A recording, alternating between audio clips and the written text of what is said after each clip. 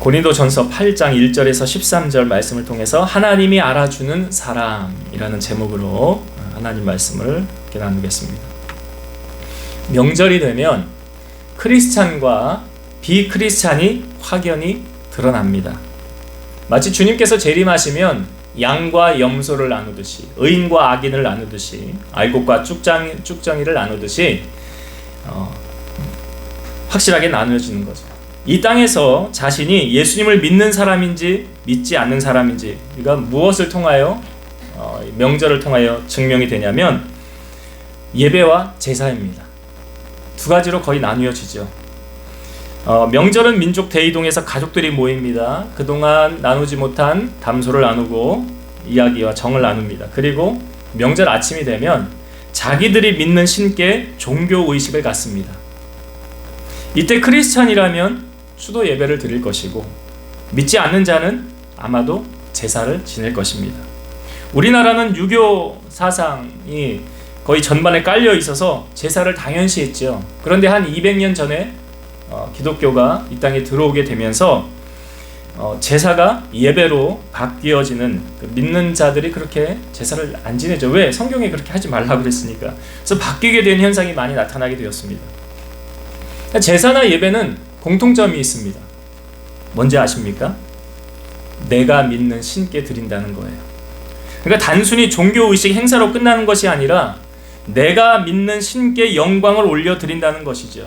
그래서 하나님의 백성은 당연히 하나님께 영광을 올려드리는 예배를 선택하는 것이고, 믿지 않는 자는 각자 자기의 신께 제사를 지내는 것이죠. 우리 믿는 자들은 우리 예배의 대상이 누구인지 확실히 압니다. 생사화복을 주관하시고 능치 못하심이 없으신 스스로 계신 여호와 하나님이심을 알죠. 지금도 우리의 예배의 대상은 하나님이시잖아요. 그러면 제사의 대상은 누굽니까? 제사는 누구에게 지내는 것입니까? 알고 지내나요? 모르고 지내나요? 조상에게 하는 건가요? 성경은 이렇게 말하고 있습니다. 성경을 한번 볼게요. 고린도전서 10장 20절을 한 장만 넘겨보시면, 고린도전서 10장 20절. 우리가 이거 확실하게 알면 이 제사는 지내지 말아야 되겠다라는 걸 여러분들 깨달을 거예요. 자, 10장 20절을 제가 봅니다. 무릇 이방인이 제사하는 것은 누구에게 하는 것이요? 귀신에게 하는 것이요, 하나님께 제사하는 것이 아니니 나는 너희가 귀신과 교제하는 자가 되기를 원하지 아니하노라. 제사는 누구에게 하는 거라고요?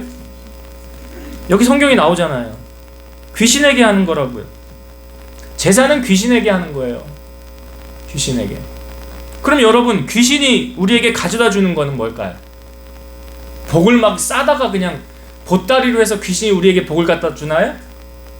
아니잖아요. 귀신은 우리에게 뭘 갖다 줍니까? 자기의 결론을 알아요. 귀신은 자기가 마지막에 저 어두컴컴한 그곳에, 지금은 무적행에 있지만 잠시 풀려나서 1000년 뒤에, 요한계시록에 보면 1000년 뒤에 잠깐 풀려난다고 그러잖아요. 그 다음에 영원히 꺼지지 않는 불에 간다고요. 그러니까 자기가 망하는 걸 아는데 남 잘되게 하겠어요, 마귀가? 안 되죠. 요한복음 8장 44절, 너희는 너희 아비 마귀에게서 났으니 너희 아비의 욕심대로 너희도 행하고자 하느니라. 그는 처음부터 살인한 자요, 진리가 그 속에 없으므로 진리에 서지 못하고 거짓을 말할 때마다 제 것으로 말하나니 이는 그가 거짓말쟁이요 거짓의 아비가 되었음이라. 그러니까 이 귀신에게 제사하는 이것이 이거 모르고 하는 사람들도 있을 거예요. 근데 안다고 하면 이건 귀신 좋은 일을 시키는 건데, 귀신 섬기는 건데, 그러면 그 귀신이 나에게 복을 가져다 주나? 절대 아니거든요. 여러분, 가룟 유다가 왜 예수님을 팔았습니까? 맨정신으로 판 거 아니잖아요. 성경을 보시면 유다에게 뭐가 들어갔어요? 사탄이, 귀신이 들어간 거잖아요. 그래서 예수님을 판 거 아닙니까? 그리고 나서 가룟 유다 인생 어떻게 됐습니까? 행복해졌나요? 어떻게 됐습니까? 결론 아시잖아요. 가룟 유다의 결론, 나무에 목매달아서 죽었다고요. 그 열매를 보면 알잖아요. 귀신이 하는 일은 절대로 우리를 축복하지 않아요. 않는다고요. 그 제사 지내가지고 복을 받는다? 그 성경적이 아니에요. 그렇지 않다고요. 성경은 확실하게 우리에게 말해주고 그 귀신에게 하는 거예요. 여러분, 사도 바울이 전도 여행을 갔을 때 아덴이라는 지역, 그리스 아테네죠. 거기 우상이 너무 많은 것을 보고 사도 바울이 이런 마음이 생겼어요. 아덴에 도착하자 우상이 가득한 것을 보고 마음이 격분하였더라. 그 우상 섬기는 것을 보면서 마음이 격분했다. 우리가 이 마음을 품으면 이 명절에 가족들이 모여서 제사하는 거 보면서 마음이 격분돼야 된다고요. 지금 뭐 하는 짓이냐고. 이게 귀신에게 제사하는 게 이게 귀신이 우리를 축복하는 줄 아냐고. 절대 그렇지 않다고. 그러니까 바울이 아덴에 가서 아덴 사람들한테 이렇게 말합니다. 아덴 사람들아, 너희를 보니 범사에 종교심이 많도다. 내가 두루 다니며 너희를 위하여 신들을 보다가 알지 못하는 신에게라고 새긴 단도 보았으니 그런즉 너희가 알지 못하고 위하는 그것을 내가 너희에게 알게 하리라. 그러니까 신을 섬기는데 이 아덴 사람들이 뭔 신인지도 모르고 오죽하면 신 이름이 알지 못하는 신이에요. 그런 신도 섬기더라는 거예요. 그래서 바울이 우리가 그 가운데 있는 만물을 지으신 하나님께서 천지의 주제시며 손으로 지은 전에 계시지 아니하시고 또 무엇이 부족한 것처럼 사람의 손으로 섬김을 받은 것이 아니니 이는 만민에게 생명과 호흡과 만물을 친히 주시는 이심이라. 하나님을 소개하는 거예요. 예수 그리스도를 소개하는 거예요, 바울이. 그러니까 바울의 전도 여행은 바울 자기 자신은 죽어지고 누구를 나타내는 거예요? 예수님을 드러내는 거 아닙니까? 복음이 예수님의 소식을 전하는 거잖아요.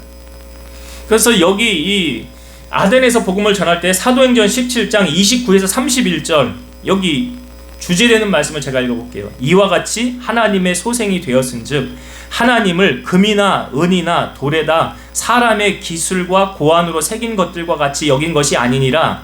알지 못하던 시대에는 하나님이 간과하셨거니와 이제는 어디든지 사람에게 다 명하사 회개하라 하셨으니 이는 정하신 사람으로 하여금 천하를 공의로 심판하실 날을 작정하시고 이에 그를 죽은 자 가운데서 다시 살리신 것으로 모든 사람에게 믿을 만한 증거를 주셨음이라 하니라. 너희가 몰랐을 때는 내가 용서한다는 거예요. 하나님을 몰랐을 때는 너희가 제사도 지내고 뭐도 하고 세상적인 그거 몰랐으니까. 이게 죄인 줄 몰랐으니까. 그러나 이제 너희가 알지 않았느냐.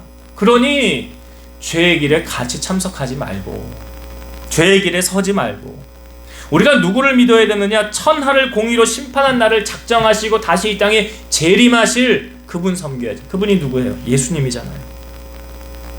그래서 예수님께서 우리에게 계명을 주셨는데 사실 예수님이 우리에게 세 계명을 너에게 주노라 하고 첫째는 하나님 사랑하는 거죠. 하나님을 사랑하되 마음과 힘과 뜻과 정성을 다해서 사랑하라 그랬어요.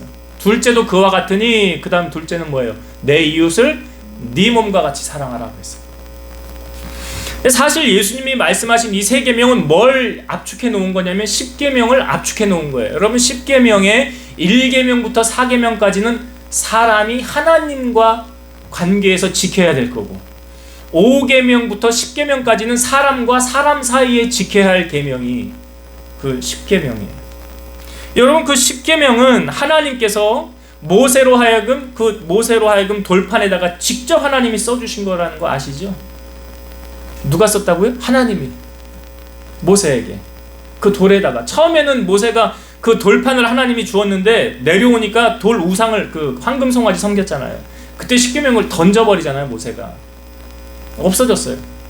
그리고 하나님이 다시 모세로 하여금 너 이제 돌을 다듬어서 가지고 올라와라. 그래서 다시 하나님이 거기다 10계명을 또 쓰십니다.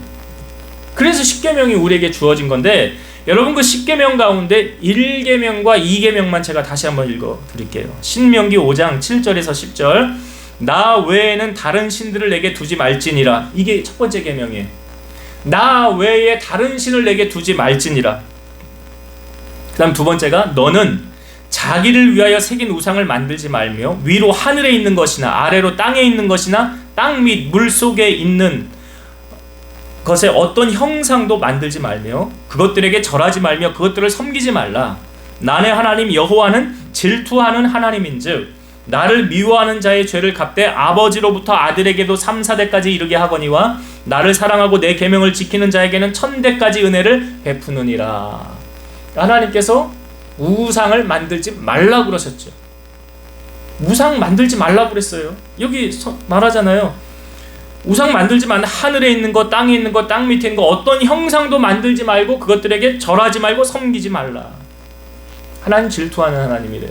그래서 하나님이 나를 미워하는 자의 죄를 아버지로부터 아들에게까지 3, 4대까지 이르게 하는, 그러면 없는 거죠. 뭐 거의 3, 4대면 끝난 거잖아요. 그런데 그 다음에 하시는 말씀이 뭐예요? 나를 사랑하고 내 계명을 지키는 자에게는 1000대까지 은혜를 베푸느니라.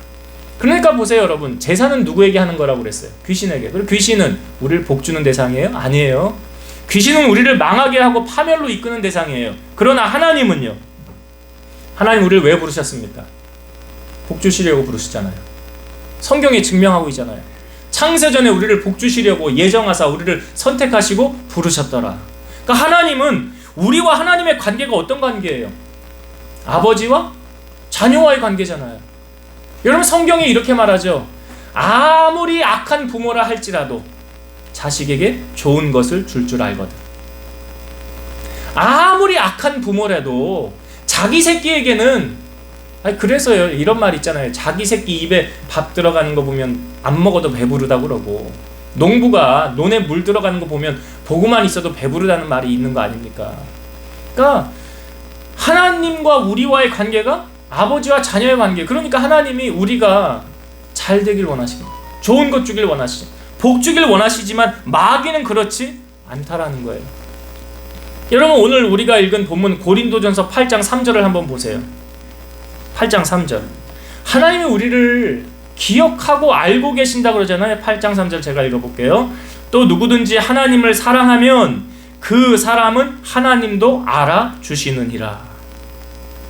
하나님을 사랑하면 그 사람은 하나님도 알아주시느니라. 그러니까 내가 하나님 얼마나 사랑하는지 하나님 아셔요, 모르세요?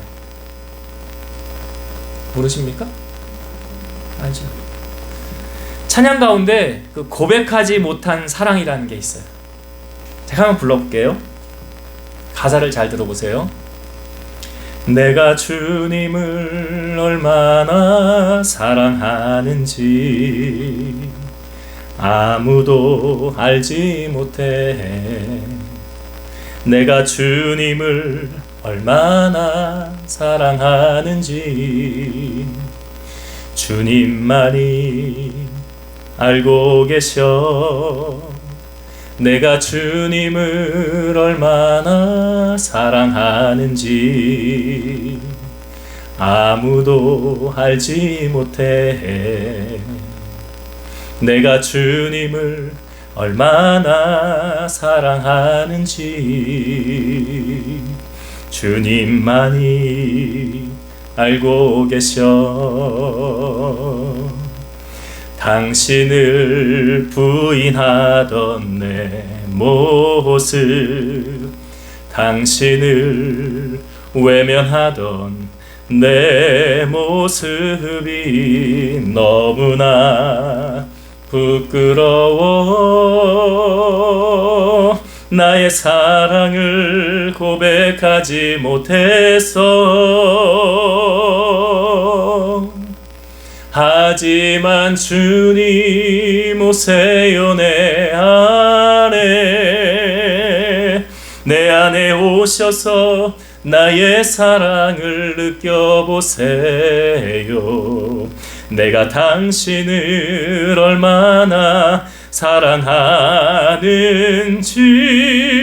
아무도 알지 못하지만 하지만 주님 오세요 내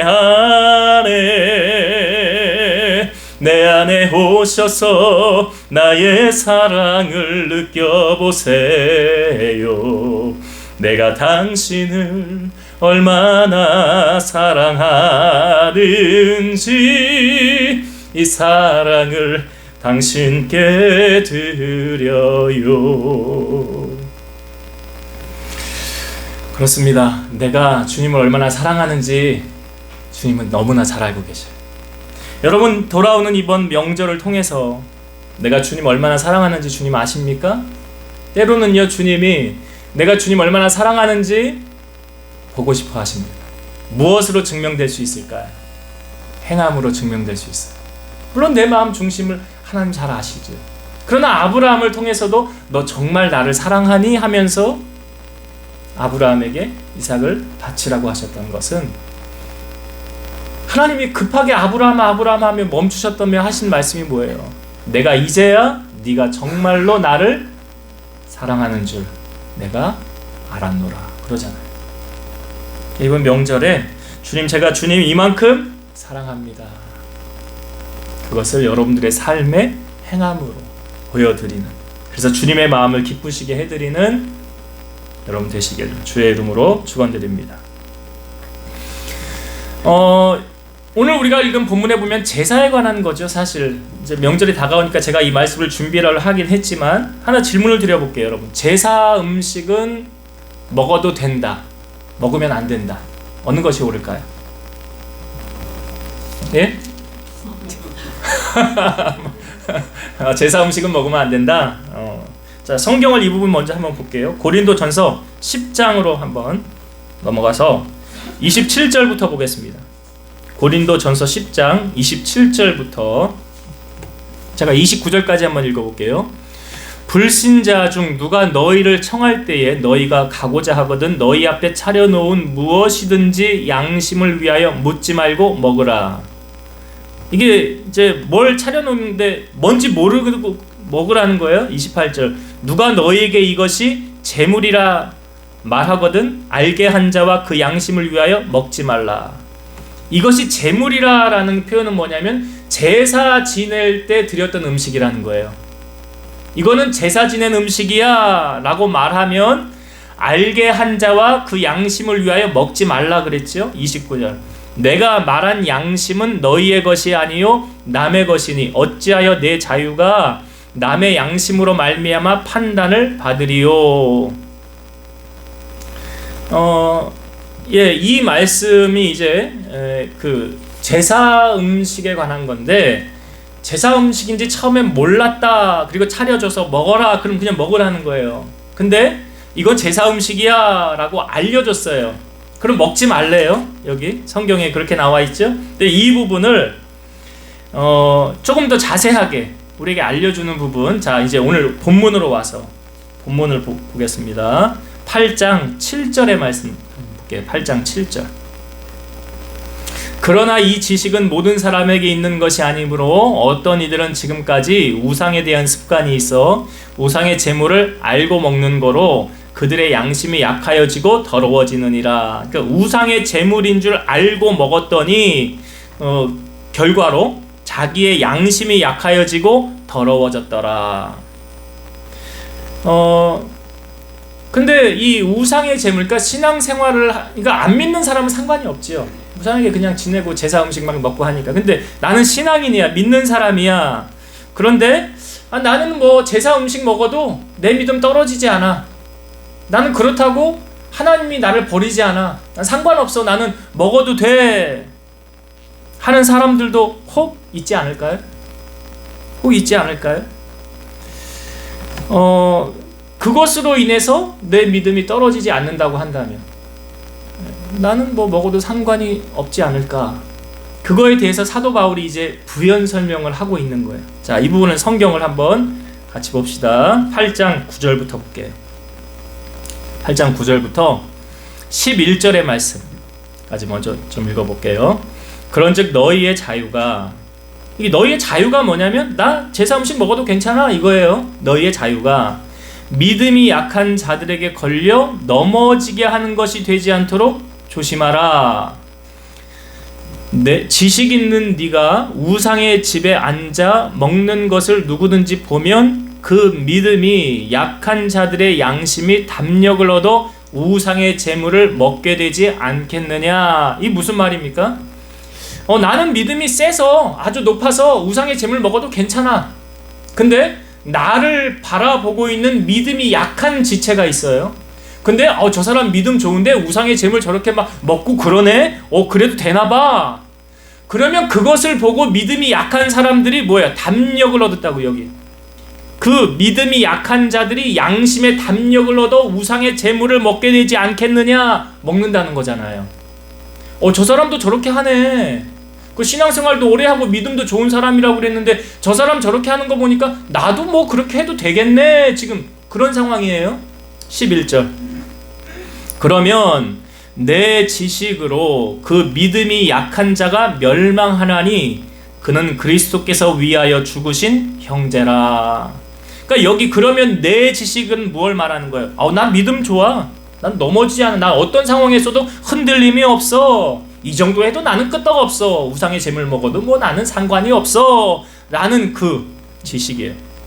그 지식, 네가 행하는 그것으로 말미암아 자, 믿음이 약한 자가 어떻게 된대요? 믿음이 약한 자가 어떻게 된대요?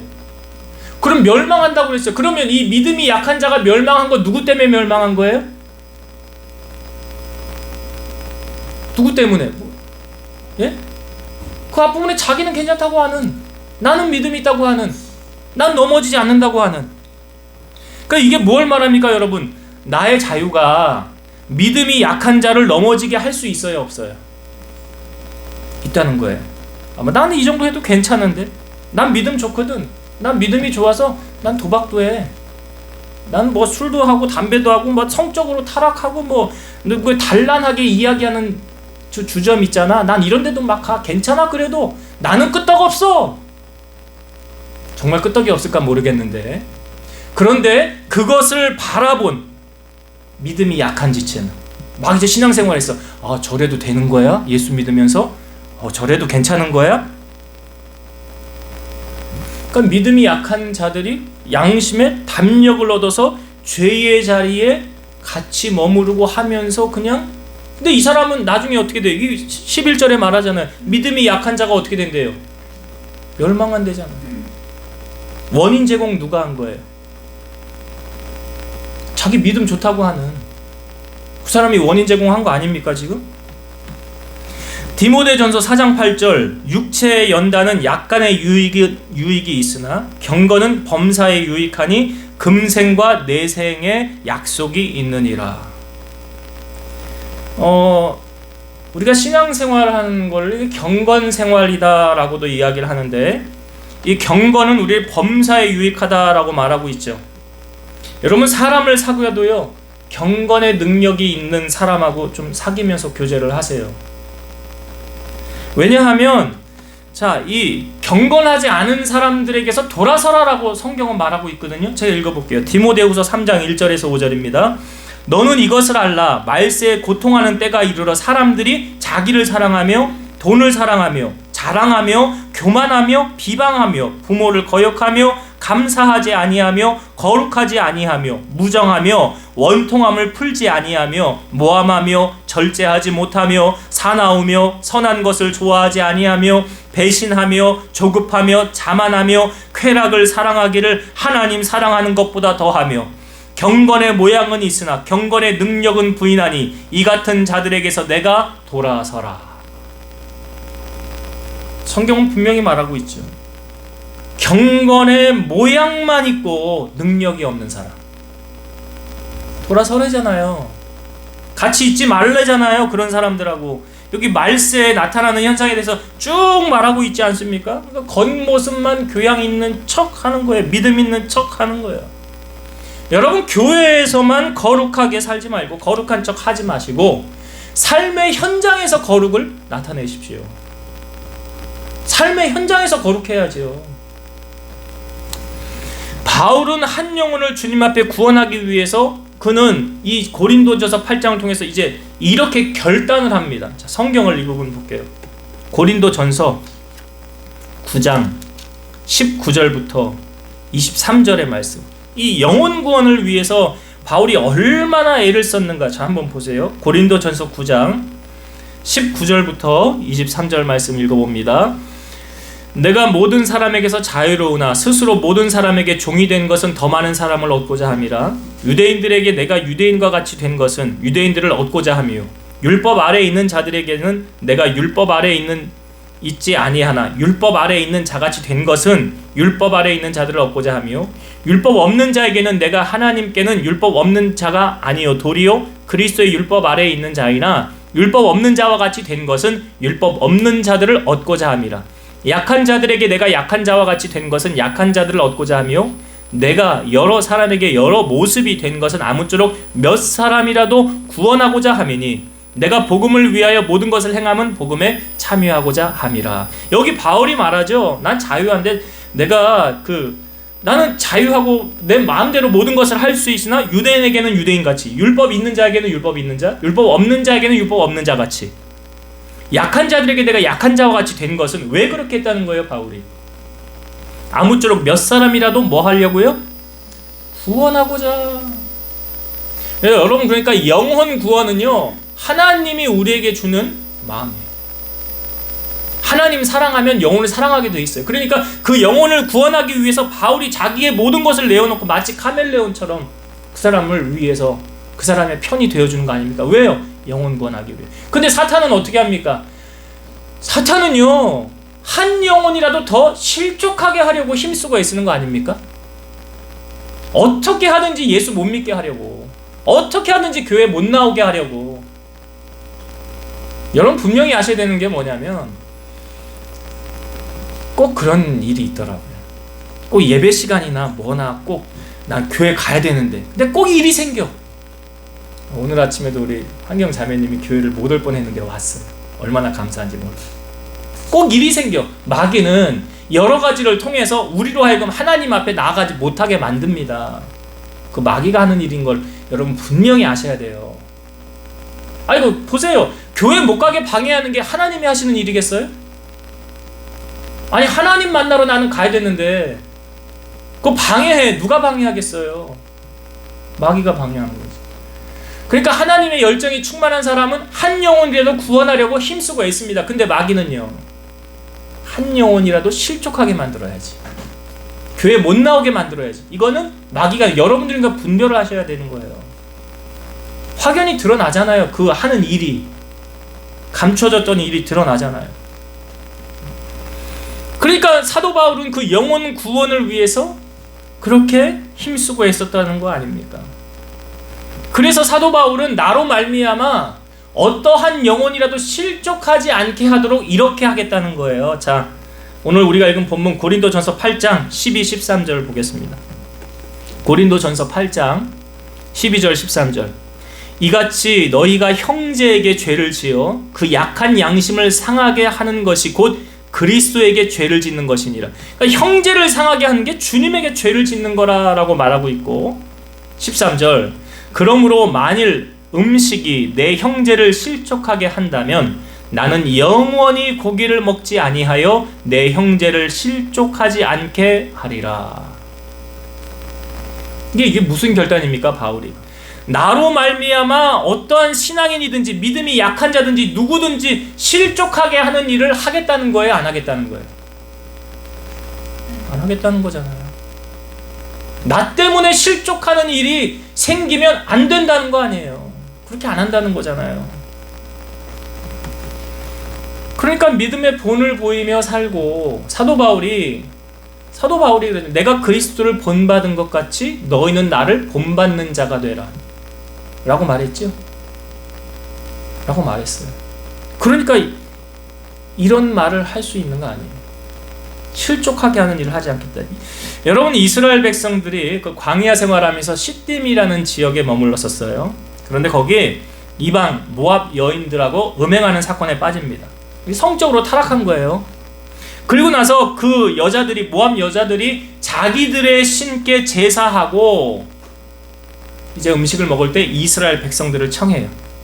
그러니까 이스라엘 백성들이 와서 제사 음식을 먹고 그들의 신들에게 절합니다. 이게 하나님의 입장에서 보면 뭐 한 거예요?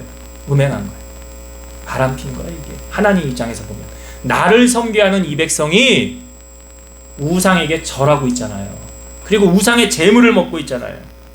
그러니까 하나님 뭐라고 그러냐면 이스라엘이 바알불에게 가담했다. 그래서 하나님 모세를 부릅니다. 그리고 이렇게 말씀하셨어요. 백성의 수령들을 잡아 태양을 향하여 여호와 앞에 목매어 달라. 그리하면 여호와의 진노가 이스라엘에게서 떠나리라. 하나님 얼마나 화가 나셨는지 각 지파의 두목들을 데려다가 어떻게 목매어 달아 죽이라는 거 아닙니까? 근데 모세가 이렇게 했어요. 이스라엘 재판관들에게 너희는 각각 바알보올에게 가담한 사람들을 죽이라. 하나님이 명령하신 거하고 모세가 좀 다르게 이야기를 했죠. 그래서 연병이 퍼지기 시작하면서 이스라엘 백성 가운데 몇 명이 죽었느냐? 24,000명이 죽습니다. 그런데 그 죽음도 끝마치게 한 사건이 뭐냐면 아론의 손자 비느하스가요, 그 회막에서 보는 가운데서 어떤 이스라엘 남자가 이방 여인을 데리고 회막으로 들어갈 때 창을 들고 들어가서 이 남자와 여자를 찔러서 죽입니다. 사람을 죽이는 거 잘못한 거잖아요. 그렇잖아요, 도덕적으로. 그런데 하나님이 뭐라고 그러시냐면 비느하스가 잘했대요. 비느하스가 잘했대요. 그리고 그것으로 말미암아 내가 그와 영원한 평화의 언약을 세울 건데 비느하스의 후손들이 영원한 제사장의 직분을 감당할 것이니라. 그걸 축복하십니다. 오히려. 그리고 나서 연병이 그치는 사건이 끝나게 되었더라. 그러니까 그거 누가 막은 거냐면 비느하스가 막은 거예요.